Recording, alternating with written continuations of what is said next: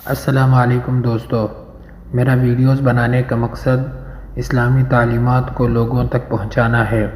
امید کرتا ہوں آپ اس کار خیر میں میرا ساتھ دیں گے۔ شکریہ۔ اللہ کے رسول صلی اللہ علیہ وسلم نے فرمایا، جب انسان سجدے کی آیت تلاوت کرتا ہے اور پھر سجدہ کرتا ہے تو شیطان روتا ہوا ایک طرف چلا جاتا ہے اور کہتا ہے، ہائے ہلاکت بربادی! ابن آدم کو سجدے کا حکم ہوا اور اس نے سجدہ کیا، اس کے لیے جنت ہے، اور مجھے سجدے کا حکم ہوا لیکن میں نے انکار کیا، نافرمانی کی، میرے لیے جہنم کی آگ ہے۔ اللہ کے رسول صلی اللہ علیہ وسلم نے فرمایا، جو شخص یہ پسند کرے کہ لوگ اس کے سامنے باادب کھڑے ہوں تو وہ اپنا ٹھکانہ جہنم میں بنا لے۔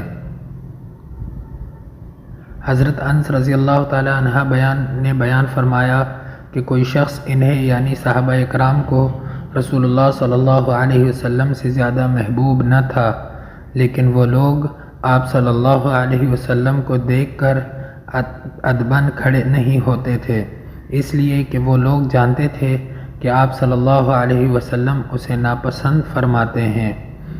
نبی کریم صلی اللہ علیہ وسلم کے سامنے ایک شخص کا ذکر آیا کہ وہ صبح تک پڑا سوتا رہا اور فجر فرض نماز کے لیے بھی نہیں اٹھا۔ اس پر آپ صلی اللہ علیہ وسلم نے فرمایا کہ شیطان نے اس کے کان میں پیشاب کر دیا ہے۔